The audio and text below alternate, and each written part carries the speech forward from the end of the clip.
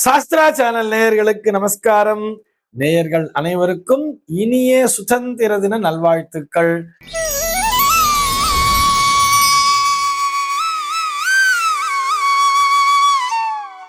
15/8/2026 இன்றைய தினம் குறித்து பஞ்சாங்கம் என்ன சொல்றதுன்னு பார்க்கலாம் வாங்கு. இன்றைய தினம் பராபவ வருடம் ஆடி மாதம் 30ஆம் தேதி சனிக்கிழமை. திதி பார்த்தோம்னா வளர்பிறை திருதியை திதி மாலை 5:29 வரைக்கும் இருக்கு. அதனை தொடர்ந்து வளர்பிறை சதுர்த்தி திதியானது வந்து விடுகிறது. இன்னைக்கு நட்சத்திரம் பார்த்தோம்னா உத்திரம் நட்சத்திரம். நாளைய தினம் அதிகாலை 3:23 வரைக்கும் இருக்கு. அதனை தொடர்ந்து ஹஸ்தம் நட்சத்திரம் என்பதும் வந்து விடுகிறது.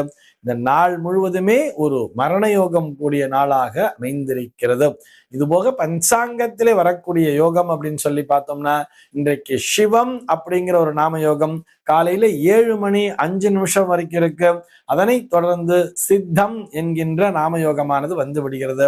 கரணம் பார்த்தோம்னா தைத்தில்லம் அப்படிங்கிற ஒரு கரணம் காலையில 6:03 வரைக்கும் இருக்கு. அதனை தொடர்ந்து கரஜை என்கின்ற கரணமானது வந்து விடுகிறது. இந்த நாளானது ஒரு மேல் நோக்கு நாளாக அமைந்திருக்கிறது. இன்றைக்கு என்ன ஸ்பெஷல் அப்படின்னு சொல்லி பார்த்தோம்னா நம்ம எல்லாருமே கொண்டாடிட்டு இருக்கோம். இன்றைய தினம் இந்திய திருநாட்டினுடைய சுதந்திர தினமாக அமைந்திருக்கிறது. இது போக இன்றைய தினம் அரவிந்தர் தினமாகவும் அமைந்திருக்கிறது. பாண்டிச்சேரியில அரவிந்த் ஆசிரம்னு கேள்விப்பட்டிருப்போம் தெரியுமா? அந்த அரவிந்தரினுடைய தினமாகவும் இந்த நாளானது கொண்டாடப்படுகிறது. இதுபோக பஞ்சாங்கத்தில இன்றைய தினம் ஸ்வர்ண கௌரி விரதம் என்பதை கொடுத்திருப்பார்கள். இதுபோக மதுஸ்ராவணி விரதம் என்பதையும் கொடுத்திருப்பார்கள். இது அனைத்துமே சாந்திரமான அடிப்படையிலே மேற்கொள்ளப்படுகின்ற விரதமாக பார்க்கப்படுகிறது. சென்னையை பொறுத்தவரை இன்றைய தினத்தினுடைய சூரிய உதயம் என்பது காலை 6 மணிக்கும் சூரிய அஸ்தமனம் என்பது மாலை 6:26 சம்பவிக்கிறது. இன்றைய தினத்தினுடைய நல்ல நேரம் சொல்லி பார்த்தோம்னா பகல் 11 மணி முதல் 12 மணி வரையிலும் மாலை 5 மணி முதல் 6 மணி வரையிலும் நல்ல நேரமே. சென்னையை பொறுத்தவரை இன்றைய தினத்தினுடைய ராகு காலம் என்பது காலை 9:06 முதல் பகல் 10:40 வரையிலும், யமகண்டம் என்பது மதியம் 1:46 முதல் 3:20 வரையிலும், குளிகை காலம் என்பது காலை 6 மணி முதல் 7:33 வரையிலும் சம்பவிக்கிறது. தினாந்தம் பார்த்தோம்னா இன்றைய தினம் இரவு 1:40 கொடுத்திருக்கா. சூலம் பார்த்தோம்னா இன்றைக்கு கிழக்கே சூலம் காலை 9:19 வரையில் அந்த சூல தோஷம் என்பது உண்டு. அதற்குரிய பரிகாரமாக தயிர் அறிந்துவிட்டு கிழக்கு திசையை நோக்கி பயணிக்கலாம் அப்படிங்கிறதையும் சொல்லி இருக்கா. இன்றைய தினத்தினுடைய ஆன்மீக தகவலாக, இது ஆன்மீக தகவல் அப்படின்னு சொல்றதை விட ஜோதிட தகவல் அப்படின்னு தான் சொல்லணும். ஒவ்வொரு சனிக்கிழமை நாளுமே நம்ம வந்து மெடிக்கல் அஸ்ட்ராலஜி அப்படிங்கிற தலைப்புல பார்த்துட்டு வரோம் இல்லையா? அந்த வரிசையிலே நமக்கு வந்து பாவகங்கள் தரக்கூடிய நோய்களை பத்தி பேசிட்டு வரோம். அதாவது மனித உறுப்புகளிலே முதல்ல மேல தலைப்பகுதி மற்றும் மூளைப்பகுதி பிரச்சனை எல்லாம் வந்து அந்த முதல் பாவகம்ங்கிறது சொல்லும் அப்படிங்கிறத பார்த்தோம். அடுத்தது 2ஆம் பாவகம் என்று வரும் பொழுது நம்முடைய அந்த கண்களை பற்றியும், அதாவது நாக்கு பகுதி, கண்கள், இந்த முகத்திலே இருக்கக்கூடிய விஷயங்களை பற்றி அந்த 2ஆம் பாவம்ங்கிறது பேசணும்னு சொல்லியிருந்தோம். அடுத்தபடியாக இந்த 3ஆம் பாவகம் தரக்கூடிய பிரச்சனைகளை பற்றி பார்க்க போகிறோம். இந்த 3ஆம் பாவம் என்று வரும் பொழுது முகம் என்று எடுத்துக்கொண்டால் கூட இங்கிருந்து இது வரைக்கும் தானே தவிர இந்த காதுகள் அப்படிங்கிறது தனியா பிரிஞ்சிடுறது. இந்த மூக்கு அப்படின்னு எடுத்துட்டா கூட இந்த காது, மூக்கு மற்றும் தொண்டை இவை மூன்றும் ஒன்றாக இணைந்திருக்கிறது. அப்படின்றதுனாலதான் ENT ஸ்பெஷலிஸ்டே நம்ம பார்த்திருப்போம். இயர் நோஸ் டான்சில்ஸ் அப்படிங்கிற மாதிரி கொடுத்திருப்பாங்க. இல்ல இயர் நோஸ் த்ரோட் கூட நம்ம எடுத்துக்கலாம். இயர் நோஸ் டான்சில்ஸ் அப்படின்னு சொல்லுவா. அந்த காது, மூக்கு, தொண்டை இந்த மூன்றுக்கும் சேர்த்துதான் ஒரே டாக்டர் போய் பார்ப்போம் தெரியுமா? ஏன்னா இது மூன்றும் ஒன்றோடு ஒன்று தொடர்பு கொண்டிருக்கிறது. இதிலே வரக்கூடிய பிரச்சனைகள் அனைத்துமே நம்முடைய இந்த 3ஆம் பாவகம் என்பது தெளிவாக கொடுத்து விடும். அதோட மட்டும் இல்ல, 3ஆம் பாவம் இந்த கழுத்து பகுதி, அதுல இருந்து நேரா அந்த நுரையீரல் வரைக்கும் வர்றது இல்லையா? அது போக இந்த ஈசோஃபாகஸ் அப்படின்னு சொல்லுவா, உணவு குழலாகட்டும், மூச்சு குழலாகட்டும், இவை அனைத்துமே இந்த 3ஆம் பாவகத்திற்குள் வந்து சேர்கிறது. இந்த 3ஆம் பாவகத்திலே ஏதோ ஒரு அசுப கிரகம் என்பது அமர்ந்திருந்தால் அது சம்பந்தப்பட்ட பிரச்சனைகள் என்பது வந்து சேரும். அசுப கிரகம் தாங்கிறது இல்லை, ஒரு சுப கிரகம் என்பது அந்த இடத்திலே அமர்ந்திருந்தாலும் கூட அந்த சுப கிரகம் சார்ந்த பிரச்சனைகள் என்பது நிச்சயமாக அந்த மனிதனிடத்திலே இருக்கும். உதாரணத்துக்கு ஒரு 3ஆம் பாவத்துல ஒரு சந்திரன் இருக்குன்னே வச்சுப்போமே, அந்த சந்திரன் வந்து என்ன சாரம் வாங்கியிருக்காருன்னு பார்க்கணும். சந்திரன் வந்து ஒரு கேதுவனுடைய சாரம் வாங்கியிருக்காரு அப்படிங்கிற மாதிரி வச்சுட்டோம்னா, அடிக்கடி இந்த சளி அப்படிங்கிற ஒரு தொந்தரவு, அல்லது காதுல வந்து ஏதோ ஒரு இன்ஃபெக்ஷன் அப்படிங்கிற ஒரு தொந்தரவு, இது போன்ற விஷயங்களை இந்த 3ஆம் பாவம் வந்து சொல்லும். அதிலே வந்து இப்ப 3ல வந்து ஒரு செவ்வாயானவர் ஒரு அசுப பலத்தை பெற்றிருக்கிறார்னு சொன்னா, அந்த இடங்களில் அடிக்கடி ரத்த கசிவு அப்படிங்கிறத பார்த்துட்டு இருப்பார். ஒரு ராகு உட்கார்ந்து இருக்குன்னு சொன்னா அடிக்கடி இன்ஃபெக்ஷன்ங்கிறது வந்து இருக்குங்கிற மாதிரி சொல்லி இருப்பார். அதே மாதிரி இந்த வீசிங் ட்ரபிள் அப்படின்னு சொல்லுவா தெரியுமா, இந்த வீசிங் பிரச்சனைக்கு காரணம் நிறைய பேர் பார்த்தோன்னா, வீசிங் என்னால வந்து அந்த இது இல்லாம இருக்க முடியாது, நான் அடிக்கடி இந்த வீசிங்காக நான் வந்து மெடிசின் எடுத்துட்டே இருப்பேன், மாத்திரை போட்டுட்டே இருப்பேன், இல்ல ஒரு முகத்துல வந்து ஒரு இதை வச்சு நான் அப்பப்ப இன்ஹேல் பண்ணிட்டே இருப்பேங்கிற மாதிரி சொல்லுவா தெரியுமா, அப்படிங்கிற மாதிரிலாம் பண்ணுவா. அந்த மாதிரி இந்த வீசிங் பிரச்சனை வர்றது அப்படின்னு சொன்னாலே அதற்கு 3ஆம் பாவகத்திலே அவர்களுடைய ஜாதகத்திலே இடம் பிடித்திருக்கக்கூடிய கிரகங்கள் தான் காரணம். சார் 3ஆம் பாவகத்துல எந்த கிரகமுமே இல்லைன்னு சொன்னா கூட அந்த 3ஆம் பாவக அதிபதி எந்த இடத்திலே சென்று அமர்ந்திருக்கிறாரோ அதுபோல் பிரச்சனைகளை அவர் நிச்சயமாக கொடுத்து விடுவார். ஆக 3ஆம் பாவகம் என்பது பெரும்பாலும் சுத்தமா இருந்துட்டாலே அந்த பிரச்சனையிலிருந்து நம்மால் ஈஸியாக வெளியே வந்துட முடியும் அப்படிங்கிறதுக்காக சொல்றோம். இது போக இந்த நரம்பியல் சார்ந்த பிரச்சனைகளையும் இந்த 3ஆம் பாவகம் என்பது பேசும். எதை வச்சு சார் சொல்றோம் அப்படின்னு சொல்லி பார்த்தோம்னா, இந்த கால புருஷ தத்துவத்தின்படி 3ஆம் பாவம் என்று பார்த்தோம்னா மிதுனத்தோடு தொடர்பு கொள்கிறது. அந்த மிதுன ராசிக்கு அதிபதி யாருன்னு சொல்லி பார்த்தோம்னா புதன் என்கின்ற கிரகம்.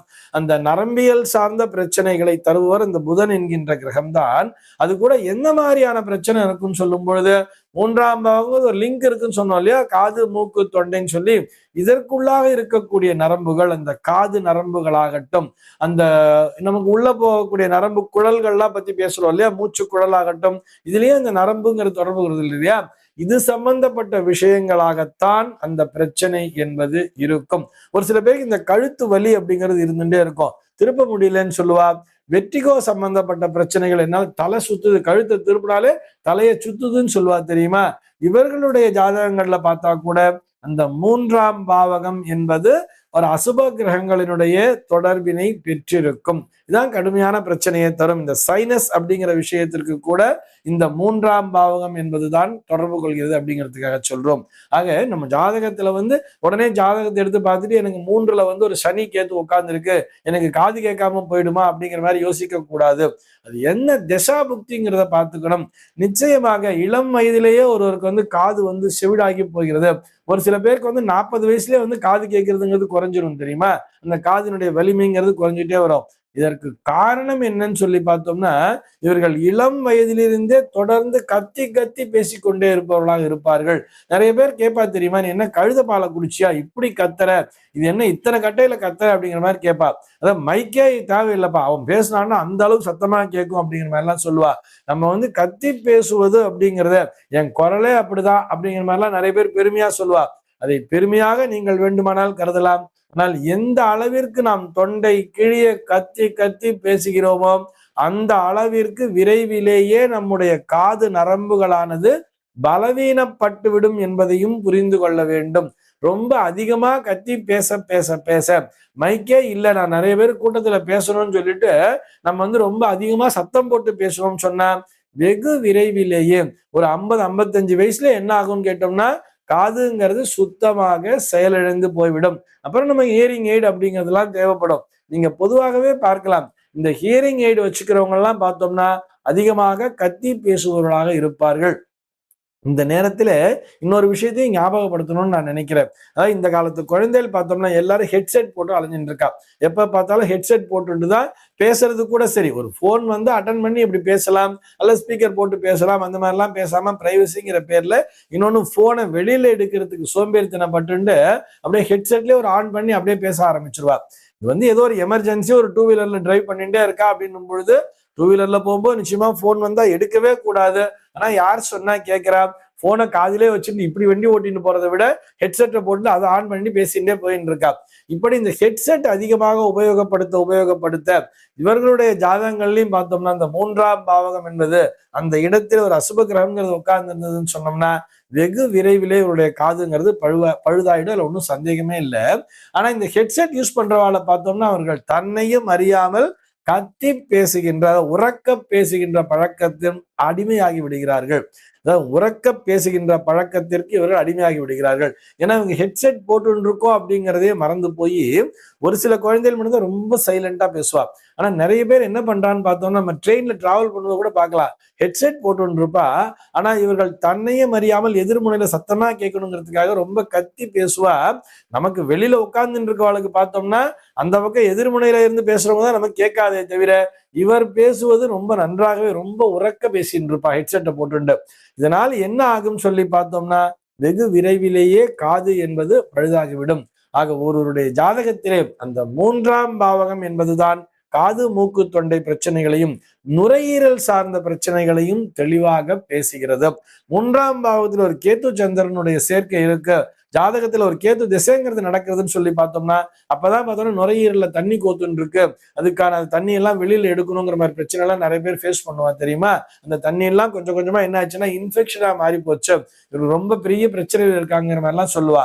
அவருடைய ஜாதகத்தெல்லாம் எடுத்து பார்க்கும் பொழுது இந்த 3ஆம் இடத்தில் இருக்கக்கூடிய இந்த பிரச்சனையான கிரகநிலை என்பது நமக்கு நன்றாகவே புரிய வரும்.